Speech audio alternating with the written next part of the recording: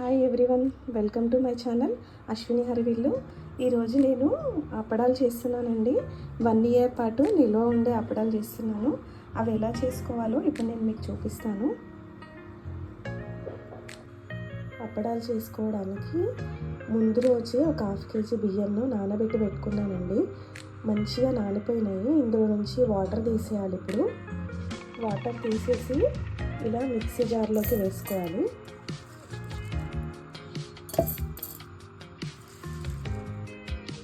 ఇందులోకి ఒక 1/2 tea glass water వేసి దీన్ని మెత్తగా రుబ్బుకోవాలి. ఇలా బియ్యాన్ని మెత్తగా రుబ్బుకోవాలి. ఇప్పుడు దీన్ని కొలుచుకోవాలండి ఎంత అవుతుందో. పిండిని కొలుచుకుంటే ఈ గిన్నె నిండా అయిందండి. ఇప్పుడు ఇదే గిన్నెతో 10 గిన్నెల వాటర్ పెట్టుకోవాలి స్టవ్ పైన. ఇలా ఒక పెద్ద గిన్నె పెట్టుకొని అందులోకి మనం ఏ గిన్నెతో అయితే పిండి అయిందో దాంతోనే 10 గిన్నెల వాటర్ వేసుకోవాలండి. ఇప్పుడు ఇందులోకి ఒక 1 టీ స్పూన్ సాల్ట్ వేసుకోవాలి. వాటర్ని మంచిగా మరగనివ్వాలండి. కొంచెం టైం పడుతుంది, ఎక్కువ వాటర్ కదా, టైం పడుతుంది. నీళ్ళు మరుగుతున్నాయండి. ఇప్పుడు ఇందులోకి పిండి వేసుకోవాలి. పిండిని ఒకసారి కలుపుకోవాలండి, లేదంటే కిందికి అంతా గట్టిగా ఉండిపోతుంది, పైన వాటర్ ఉంటుంది. మంచిగా ఇలా కలుపుకొని వాటర్లో వేసేసుకోవాలి. ఇలా వాటర్లో వేస్తూ కలుపుకోవాలండి, లేదంటే ఉండలు కట్టేస్తుంది. మంచిగా కలుపుకోవాలి.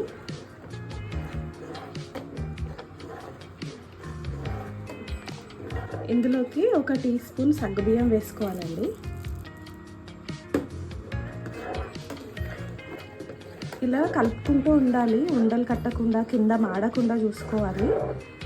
పిండి వేసిన తర్వాత కలుపుతూనే ఉండాలండి. మంచిగా ఉడికే వరకు కలుపుకుంటూ ఉడికించుకోవాలి. ఇందులోకి సగ్గుబియ్యం ఎందుకు వేసామంటే పిండి ఉడికిందా లేదా తెలుసుకోవడానికి సగ్గుబియ్యం వేసామండి. అవి సగ్గుబియ్యం ఉడికిపోతే పిండి ఉడికినట్టే, అది ఈజీగా తెలిసిపోతుంది కదా, అందుకని సగ్గుబియ్యం వేసినాం. సిమ్లో పెట్టి ఉడికించుకోవాలి, మంట పెద్దగా పెట్టొద్దు.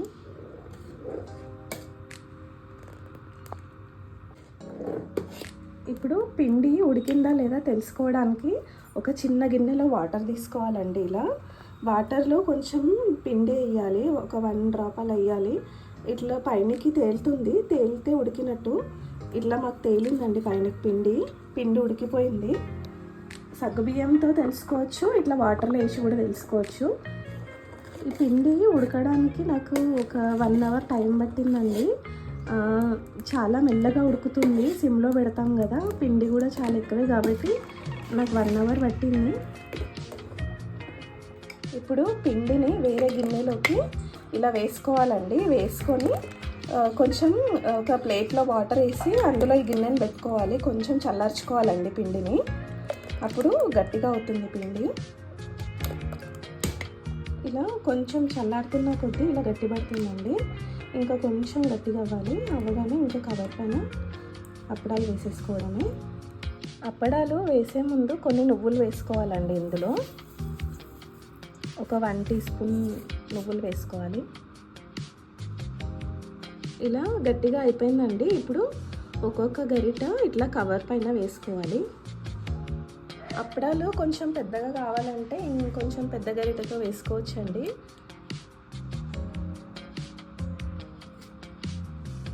మనకి ఏ సైజులో కావాలంటే ఆ సైజులో కొంచెం పిండి ఎక్కువ వేసుకోవాలి.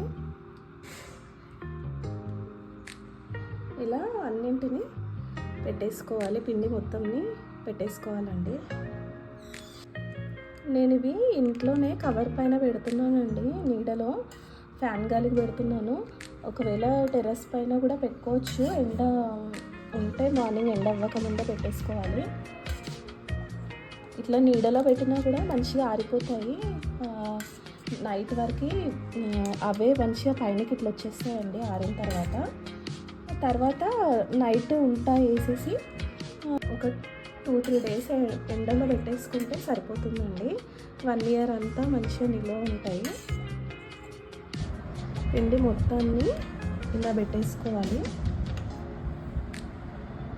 అప్పడాలు ఎండిన తర్వాత చూపిస్తాను కదండి, మంచిగా ఎండిపోయినాయి.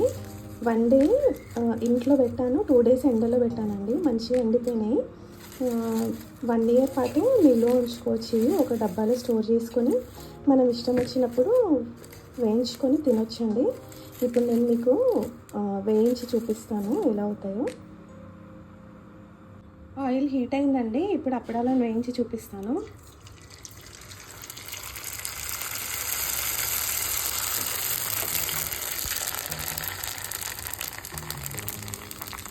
కరకరలాడే అప్పడాలు రెడీ అయిపోయినాయండి. మీరందరూ కూడా ట్రై చేయండి. ట్రై చేసి ఎలా ఉందో కామెంట్లో చెప్పండి. ప్లీజ్ సబ్స్క్రైబ్ చేయండి, లైక్ చేయండి, షేర్ చేయండి. Thank you.